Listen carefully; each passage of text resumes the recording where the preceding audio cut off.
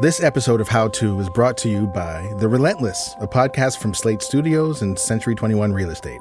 This season, host Kristen Meinzer speaks with entrepreneurs and thought leaders about how to overcome barriers and move fearlessly in business and beyond. Don't miss Kristen's inspiring conversation with Silvia Vasquez Lovato, titan of the tech world and the first Peruvian and openly gay woman to climb the 7 summits. Season 3 of The Relentless is out now. Listen and subscribe wherever you get your podcasts. I think you'll get a chuckle out of this, I hope. Military's all about acronyms. And so I came up with one, and think about it. We're all products of our parents, and the acronym is POOP.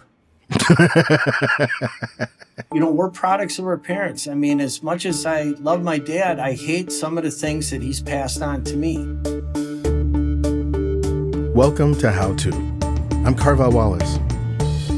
At one point or another, we have all encountered worried parents. They could have been your own parents, maybe your friends' parents, or if you're like me, then you are the worried parent. It's not a new idea or feeling, but for our listener this week, being a parent in 2023 does feel a little bit different. My name's Keith. I'm a graphic designer by trade. I also was in the Air Force. I retired in 2007 as a public affairs officer, and I'm the father of 3 boys. 14, 17, and 21 as of Tuesday. Keith lives in Sheboygan, Wisconsin, where he drives a school bus part-time. He prides himself on being resourceful and self-reliant, and he's tried to pass those same qualities on to his boys. But this is where the worry comes in. His middle son, Ben, is a senior in high school, and Keith doesn't have a lot of confidence that Ben is ready for what the world has in store. And as a man who takes care of things, that makes Keith a little nervous. I always encourage them to look for the experience and not just like the book knowledge or something like that. Get your hands dirty, get out there and, interact with people, because to me, that's what life's all about, is having these relationships. How do you think your kids would describe you as a parent? I am the guy that, I hate to say it, but there's a progressive ad campaign right now where the old mustached guy is, dealing with these parents. Don't be your parents. Come on in. The more the merrier. Paris, huh? Bonjour. We got any out-of-towners in the elevator? Tom, it is not easy. I've always been somebody that will talk to anyone, perfect strangers. Mm-hmm. It has driven my kids and my wife nuts at times, but I also feel like it's kind of a nice illustration of how I would hope that my kids might not be socially awkward. And part of the whole reason why I reached out originally was our middle son, who's 17, is very, very introverted. So it's very hard for him to just drum up a conversation or to make a friend or whatever. And I just want to be the best dad I can be, at the end of it all. That if I can do that before I kick it, that's my mission. Well, let's talk about this middle son. What is the question that you have? What is the thing you're seeking help with regarding this introspective, introverted middle son who's teaching himself guitar and navigating the world his own way? What struggle do you have with him? I don't see him being a traditional college student, but at the same time, he's very, very intelligent. I would probably put him at the top of the 3 boys right now. He could do anything. He came home and he just said, Dad, I just don't understand in high school how to connect the dots with math and English and social studies and whatever, physical ed and all those things, and somehow bring that all together and come up with a career for myself. My favorite word is participate. You got to step up and do something. You can't just talk. Like my son, he might want to be a musician. Who in the community could he go and talk to and actually get a really good feel for what that's like to be a musician and making a living at it? As a dad, Keith would love nothing more than to get in there and solve this problem for Ben, help him chart a course, find a career, settle on a path. But the problem for parents is that deciding what our kids should do is a whole lot easier than making them do it. So that's why I asked an old friend and colleague to join us today. My name is Rebecca Lavoie. You might recognize me as one of the former co-hosts of Slate's Mom and Dad Are Fighting. I work at New Hampshire Public Radio. I run the podcast unit there, and I also host the podcast Crime Writers On, as well as some other ones. Rebecca isn't only a gifted podcaster with lots of parenting experience. She's also a recent empty nester herself.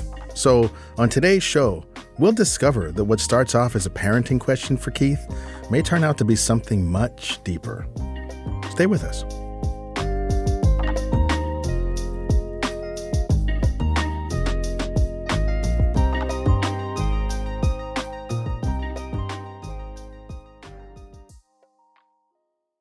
It's time to reboot your credit card with Apple Card. Other credit cards often charge annual fees for access to perks you might not even use or that can come with restrictions. Apple Card gives you valuable benefits without annual fees. In fact, there's not a single fee at all. Apply now in the Wallet app on iPhone and start using it right away. Subject to credit approval, variable APRs for Apple Card range from 15.24% to 26.24% based on credit worthiness. Rates as of January 1st, 2023. This podcast is brought to you by Progressive Insurance. Most of you listening right now are probably multitasking. Yep, while you're listening, you're probably also driving or cleaning or exercising or maybe even grocery shopping.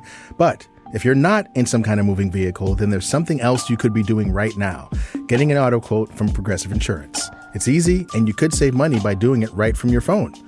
Drivers who save by switching to Progressive save nearly $700 on average, and auto customers qualify for an average of 7 discounts.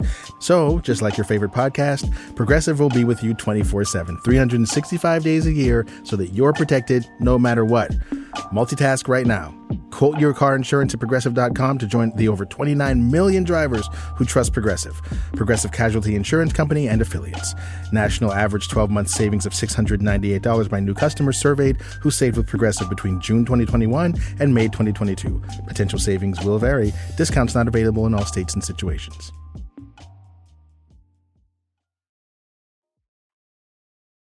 Keith, I have a question for you. Yeah.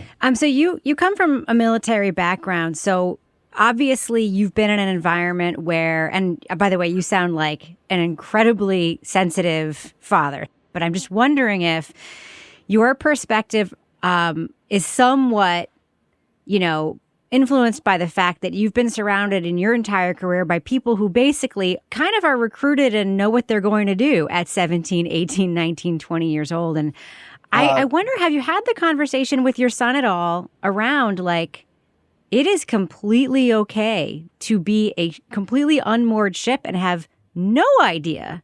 I mean, it's arbitrary that we ask in some ways or expect kids who are 17 to have any idea what they're going to do in 10, 15, 20 years. It's funny you bring that up, because when I was 17, my best friend in high school and I enlisted in the Air Force. I had no idea at the end of my high school really what I wanted to do. I didn't even really consider college because it just didn't seem to be something that was achievable. My parents were blue collar, and I had great role models in them as far as their work ethic.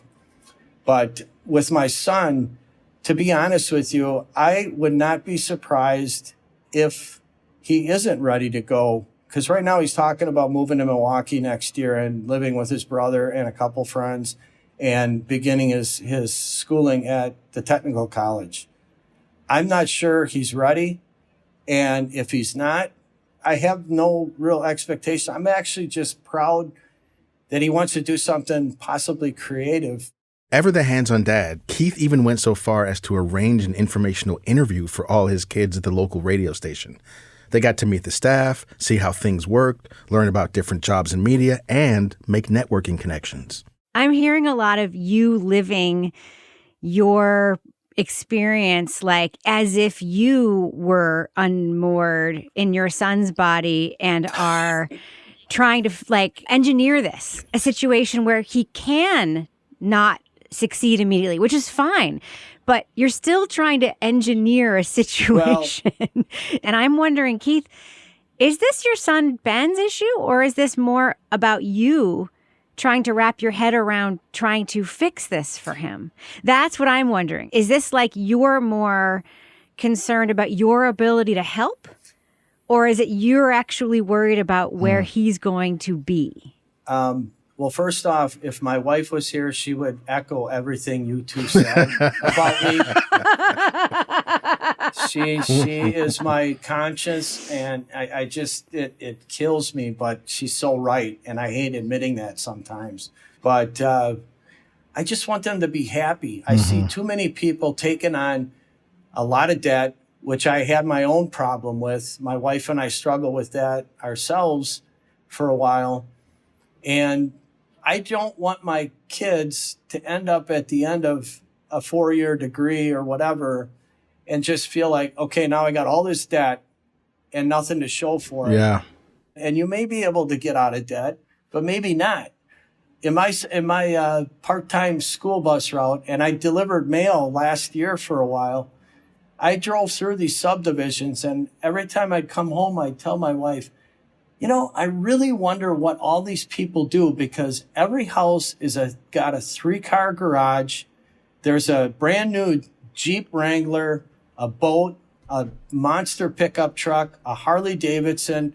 I don't know what these people do for a living, and Sheboygan is definitely not metropolitan USA. You know what's interesting about this conversation is that it feels to me like it's Rebecca, I want to hear what you think of this as someone who's had kids go all the way. You have now one kid who went all the way through college and is sort of I like two, because my stepdaughter also went all the way two through, who went all the way through college or whatever. And I have one who's like, just starting. He didn't go to school, but he's out of the house. And I have another one who's about to start college.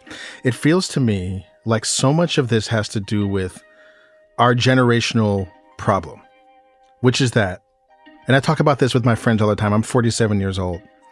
I graduated from high school in 1992. My parents and the adults around me graduated in like 1970, 68, that sort of thing. They were told, listen, get a degree, get a good job, buy a house, you'll be happy. Okay, so they did that. And it kind of worked. Then they told us, listen, go to, kind of, like on some level. They were able to at least like afford a house, whatever. Yeah. So then they told us, listen, go to school, get a degree, you'll be happy. We were like, gee, I don't know. That seems, it just doesn't really add up to what I'm seeing with the way the world is working now. But I'll give it a shot. So we did our little thing. I went to school for theater at NYU. That's not a wise program. That's not a good use of $100,000, but it's what I did. And I didn't have anyone to stop me. So I took out loans that I'm still paying. But my kids and this generation, I can't even pretend to tell them, yep, here is the path to happiness. I don't actually know. I don't know if it's go to school, get a good job, and have a steady paycheck. I don't know if it's screw this whole thing, do whatever you want. This whole thing's on fire anyway. Just do you. Like, I truly don't know. And that gives me a lot of anxiety because, Keith, what I heard you say that really jumped out at me was you just want your kids to be happy. And it made me wonder if you feel like you know what your kids need in order to be happy. And I'm going to let you sit on that question for a minute because I want to hear Rebecca talk about what her experience was having, sort of like walking kids through the whole process from like middle school to like graduated from college and out, quote unquote, in the world. That's exactly right, Carvell. I am 49. I just turned 49 in the fall, and I am acutely aware that I am probably the youngest, or I guess I'm like the youngest generation of like homeowners, like that in my peer group, right? I mean, with my ex-husband and we bought our first house for $108,000 in 1999. And, through my life, just for buying and selling houses or whatever, like I'm still a homeowner. I could not afford the house I live in right now. Like, that's just like, it's insane. Like, I have no expectation that my kids are going to be able to, even if they're wildly successful, replicate the life that I have, even though I have never made like a wild amount of money in my entire life. I also know that my happiness has never tracked with where I've been financially, because I've had some really hard times in my adult life after my divorce and all that stuff. So it's really hard to frame that conversation around career, success, money with my kids. I try to frame it around safety. I try to frame it around having a soft place to land. I try to frame it around, it was a huge goal of mine, if my kids wanted to go to school, that they were able to get through without financial hardship. But Keith, I actually have another question for you, because this is something else that I've been thinking about, because I'm an empty nester now, truly, because my youngest son, Teddy, is now at college. Aside from your kids being happy, how else are you defining happiness for yourself now that you're entering this phase of your life where your kids aren't going to need you as much anymore to engineer stuff for them to make them happy? Like, how else are you defining that for yourself? Because I will tell you, that's been a huge transition for me, and no one else ever sort of framed it for me, like that there is a post-parenting life where you do have to stop thinking about your kids all the time, because if you've done your job, they do not think about you all the time, like at all. So are you thinking about that yet? They don't think about me all the time? Are you sure?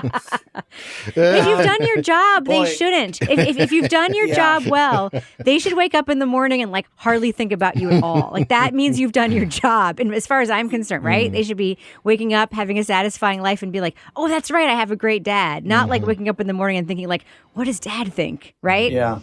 My wife only worries about, she says, I hope my boys want to still hug me when they get older. And they do right now. All of them. Our oldest son is the best at hugging. He always hugs and always says he loves us, which is fantastic. And I think he gets a lot of that from his mom. But, for me, happiness, I'm going to really be honest with you guys, and I probably have not been honest with anyone else to this date. I got an early retirement from my last job during COVID. And, I did 20 years there. I had a career, and I'm happy. I went to school for graphic design. I used my degree all the way through up until then. And what's really nice and what's really makes me happy now is I'm still using that, but for my own happiness. And honestly, I have such a long to-do list. Like art? You're doing art? Well, it's art. It's because I paint. I do some illustration. I've got a book. The working title is My Life as a Pencil. And I love that. I love it. I love that. So I got plenty of things to keep me occupied. Occupied is occupied, but what about happy, Keith? You are, by the way, you're one of the biggest optimists I've ever talked to in my entire life. But when you talk about yourself, you still say, I have planned to keep me occupied. Like, I really want you to harness some of the joy that you want for your kids and like focus that light on yourself. Because I really think your kids are doing great. Everything I hear you describing about your kids, the way that they're talking about being thoughtful about their own situations, like your middle son, who's already figured out that he wants to go a non-traditional route, is exploring all these options, and you're supporting him. That he's doing great. I got my first real job, Keith, at 35 years old. I started working where I work now in 2010. I still work there today, but that was literally my first real job. If I had told my mom when I was in high school, like, I'm going to just bounce around from thing to thing to thing to thing because I have ADHD that's undiagnosed and you don't care or whatever. And I'm going to fail out of college the first time, which I did. And I'm going to like work retail for a long time and I'm going to be listless. But then I'm going to figure it out in my mid 30s and like land on this like media career. But then I'm going to be pretty successful at it. But it's going to take until I'm 35. My mother would have fallen off the couch because she would have been like embarrassed to say that to her friends, or she would have been like, oh, but you need to figure it out. You are so not doing that. And your kids know it, which is why they're comfortable sharing this stuff with you, and which is why they're doing so well.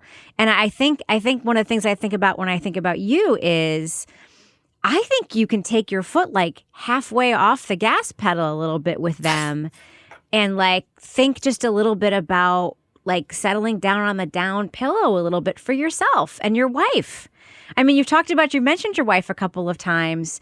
You know, maybe you should be thinking about what you guys can do together a little bit, like shine the light on that a little bit. Well, it's interesting because my wife's all about music and cooking, and she's got so many things that she's got interests in.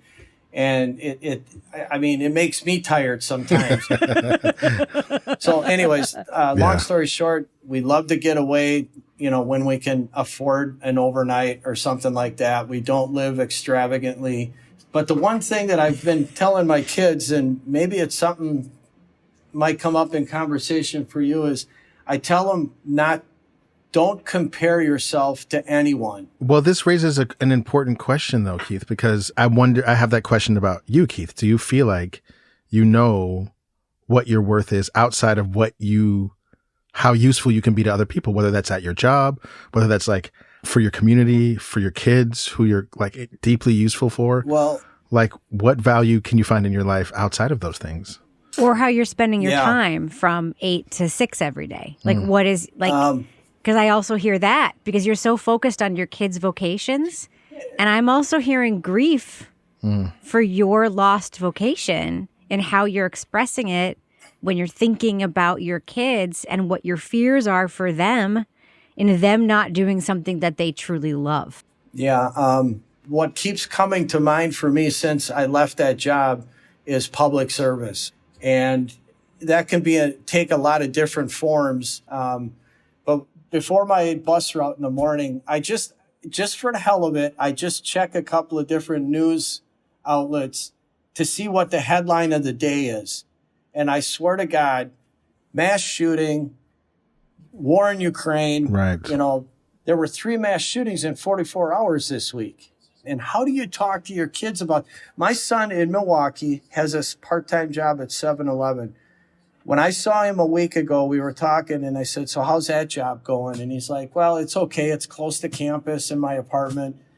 But one of our new hires 2 weeks ago was held up by gunpoint. And I'm like, you got to be kidding me.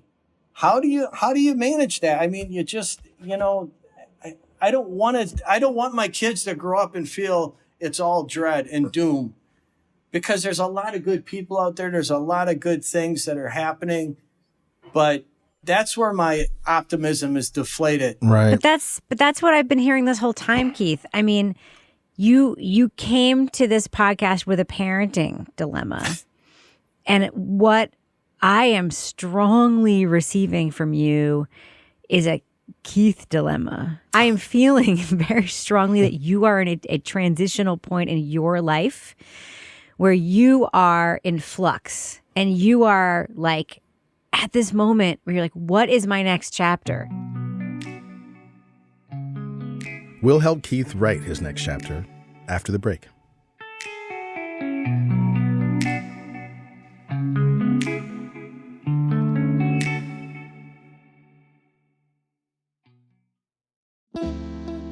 Since signing the 15% pledge in 2020, Macy's has increased the number of Black-owned brands they carry 8-fold.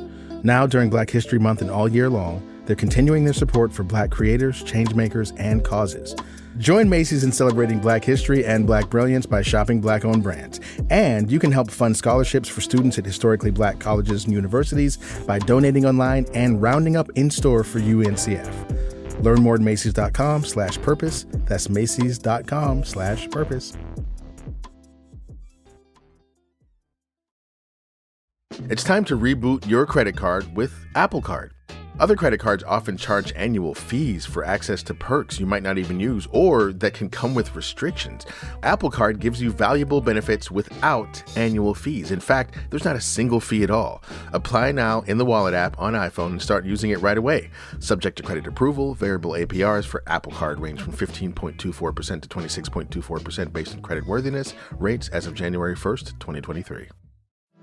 Hi, I'm Dahlia Lithwick, host of Slate's Amicus podcast, and I'm here to tell you that we have a special offer on Slate memberships. You can now get 3 months of Slate Plus for just $15, and you'll get no ads on any Slate podcasts, member-exclusive episodes and segments on my show Amicus, and and shows like Political Gabfest and Slow Burn, and unlimited reading on the Slate site. And best of all, you would be supporting all of Slate's independent journalism as we cover everything that is happening in the news every day. Sign up for Slate Plus at slate.com/podcast plus. Again, that's 3 months for only $15. So sign up now at slate.com/podcasts plus. If you rely on How To write the next chapter of your life, the best way to support the show is by joining Slate Plus, Slate's membership program. Signing up for Slate Plus helps us help everyone you hear on our podcast every week. And you'll never get another ad on our show or any other Slate podcast. And you'll get free and total access to Slate's website. So I hope you'll join if you can. To sign up now, go to slate.com/howtoplus. Again, that's slate.com/howtoplus. Thanks. We're back with Keith and Rebecca Lavoie, and we're talking about how to prepare our kids for this unpredictable world. One of the things I struggle with raising kids, look, my kids are born in 2003, 2005. That means I raised them through like climate collapse, mass shootings, all this stuff. They were having post 9/11. Post 9/11, they were having Our kids have mass never shooting gotten drills. on a plane, right? Without having to go through like a huge line. So I have raised my kids in a world that is terrifying to me. And so as a parent, how do you raise these little people that you love so much and you just want to protect them from everything, and all you want to do is tuck them in and read them stories and give them plushies and give them like ice cream? How do you prepare them for a world in which there are so many terrible, ugly things? And the thing that I've learned over the years is that, okay, first of all, you can't prepare your kids for the world. You can't tell them enough stuff because you don't know enough stuff. You can't explain it to them. You can't build enough circumstances for them to be protected from every terrible thing. It's just not possible. The second thing I've learned is that your kids learn more, like 80% of what they learn from you is in what you do. Only 20% of it is in what you say. They learn literally from watching you, just like the old drug commercial. I learned this by watching you. And so you, Keith, are in the process of, and you do have a way of navigating this world, caring for yourself in this world, being a good person in this world, like building things for yourself and your loved ones in this world. That is what they will learn from. They will emulate that. You don't need to have an answer for them. You just need to have an answer for yourself and let them access it, and they will learn from it. They will Agreed. build on that. Do you understand what I'm saying by that? That's like a really key thing that I've learned to help me like teach my kids how to navigate this world that, quite frankly, I'm in over my head on. I don't know how to deal with the fact that, you know, that your son's coworker was held up at gunpoint. What can you do about that as a parent? Right. You can't go down there and take all the guns out of everyone's hands in the whole city of Milwaukee. So it's like, what do you do? Well, all you do is show them how to maintain like humanity in a world that is wild. And I just think that you are so good at that and that you get to continue that work. And like Rebecca said, you're at a transition. You're entering into a new phase where you're wondering what's going to happen. But there's so many possibilities that I'm hearing. Like I say, just embrace everything that seems fucking cool to you. Just go do it and tell your kids all about it. And that will solve all of their career issues, I assure you. Well, first off, you two missed your calling. You guys should both be therapists. Thank you. You nailed it. You nailed me. And I feel guilty even being on this show now because... Why? No, stop that. I don't want it to be about me, but he's doing it again, Carvell. He's doing it again. He's not making it about him when it's about him. You know what's funny? Well, it's not funny, but it is kind of funny. I cannot believe I'm 59 and I'm turning 60 in September. Okay, so it is a big transitional year for me. But the scariest thing I've had to do as a parent to date is teach my boys how to drive. And when I'm in the passenger seat and we're going down the road, I don't know about you, but what goes through my mind is all the different things that could happen to my kid on the road. And okay, my older sister was killed by a drunk driver at 3:00 in the afternoon. So that's definitely scary. That's been the scariest thing. You know, I've done a few scary things in my life. I've had a couple of near-death experiences, a few accidents. I've looked down the barrel of the occasional loaded gun. And I have to say that even among all that, raising kids and sending them out into the world is, without a doubt, the scariest thing I've ever faced. Like every cell in your body is conditioned to try and keep them from harm. That's like your prime directive. Listen, don't tell my 19-year-old son this, but sometimes when I think about him living in a different city from me, being in an apartment, or who knows where, like on a train, on a street corner, the mere thought of it causes a panic attack. I shoot up out of bed and I can't sleep for hours, not because anything is wrong, but just because this person I love so much is beyond my grasp. I try not to burden him with stuff like that. I mean, why should he hold that? He's just happy to be free.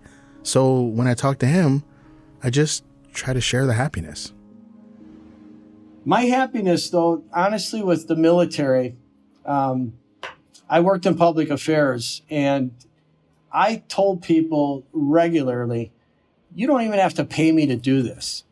I loved it so much because I got to meet the most interesting people and do some of the most interesting things. We had presidential visits. We hosted the Blue Angels, worked with the Packers and different organizations. And so I hope that you find something in your lives every day or every week where you can say, you know, I do this, but I don't need to be paid to do it. I mean, yeah, the money, you got to have the money to pay the bills, but you know, that's where, you know, I hope to see my kids someday. I hope to be there. Well, I have to say, I feel like talking to you was that thing for me. Like, I would do this. It's nice that I get paid to do this because I do need to pay the rent. But I feel like talking about this stuff, I mean, this is the stuff that I care about with my own children.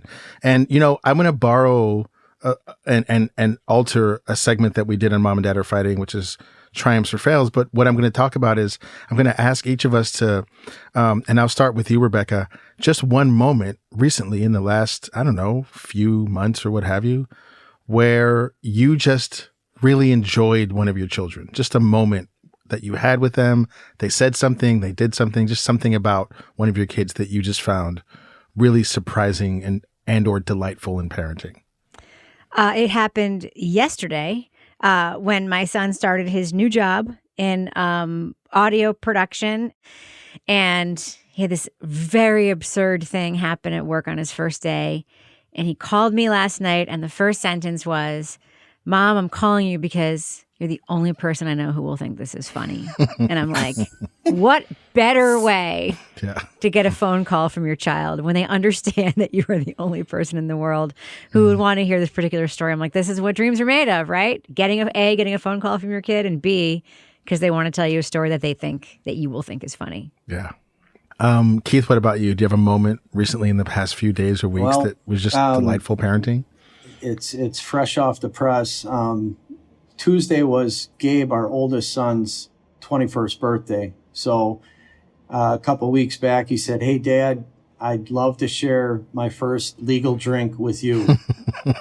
So it was just a wonderful night out. And but lo and behold, how things can change for parents. The next night, last night, he calls and we had to talk him off the ledge, because he was just all worked up about tuition, work, no time, all these things.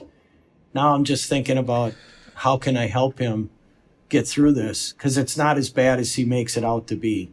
Yeah. So, well, I mean, this is what we learn the older we get, that that's how we get through this. We recognize that this moment sucks, but this other moment will be great. And then this great moment won't last, and this shitty moment won't last. And once you put that together, then life becomes a little bit easier to navigate. Yep. Carvell, we didn't hear your triumph. Come on. This is so simple. My son, who lives in New York, and he was working this job, and then he got laid off before Christmas, and now he's looking for a new job, and he's living on savings, and he's got a little bit of money saved up from birthdays and whatever, and he's really hanging on by a thread. And I mean, we have enough protection for him if it gets to that. But in the midst of all this, you know, he's learning how to job search and pound the payment and follow up on leads and everything. In the midst of all this, we decided that he calls me all the time for different advice and questions and stuff, but we also decided to just have a standing Sunday phone call. Nice. Oh, nice. Where we don't talk about anything other than just hanging out. We just hang out on the phone, and he just tells me about movies he's seen, TikToks. We talk about just whatever we feel like talking about. We just talk for like an hour, and it's so cool. Like, it's so cool to have that relationship with him after all these years of me trying to quote unquote parent him, which is like fighting with him over homework and dishes and doing the laundry, and him rebelling and me rebelling back. All that stuff is in the past. I remember. Now. I know you remember. You were there every week. And so it's so cool that we both have agreed we're done with that. We no longer do that. That's not our relationship. Now we're just two people who love each other. So Keith, you've had two people talking at you for the better part of an hour. What are some of your takeaways? How do you feel like you might think about this problem that you approached us with differently now that we're at the end of the show?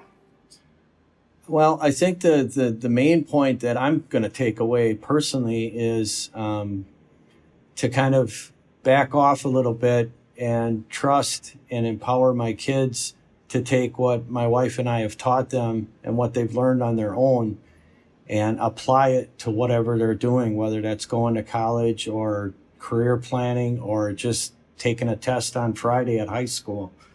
I need to listen more to my kids, and hear what they're saying, what's going on in their heads. You just, like you said, you kind of got to let him go and cut him loose and see. That's right. What he see does. How much you've learned, Keith? You've learned. Yeah, you taught me a lot, you guys. I'm going to have to send you a check. A+. Okay. All right. This has been great. Keith, you're a wonderful guest and a wonderful father. Yeah. And we're so glad that you were able to be here. It sounds like you guys Rebecca, are too, so don't give me all the credit. I'm going to take that one with me and Keith, make that regular phone call week to week. I think that's a great idea. Keith, just take the compliment. Just take the compliment. I can't do it. I love recognizing others. I just can't do it for myself. I love that. Rebecca, I know you will take this compliment. You're awesome as always. Wonderful talking to you again, Carvell. Always wonderful. Yeah, thank you so much. And I'll say just one thing too, that this is going to mean so much to so many people listening to it. Like, this episode is really going to mean a lot to people. So I just really want you to like know that. Thank you to Keith for sharing his parenting journey with us, and to Rebecca for putting some of these big questions into context and giving us some great examples from her own life. We'll link to some of her work in the show notes. Do you have a dilemma that's disturbing your sleep? Send us a note at howto@slate.com or leave us a voicemail at 646-495-4001, and we might have you on the show. And if you like what you heard today, please give us a rating and a review, tell a friend. This helps us help more people. How To's executive producer is Derek John. Rosemary Belson and Kevin Bendis produced this episode. Merritt Jacob is senior technical director. Amanda Ripley is my co-host, and Charles Duhigg created the show. I'm Carvell Wallace. Thanks for listening.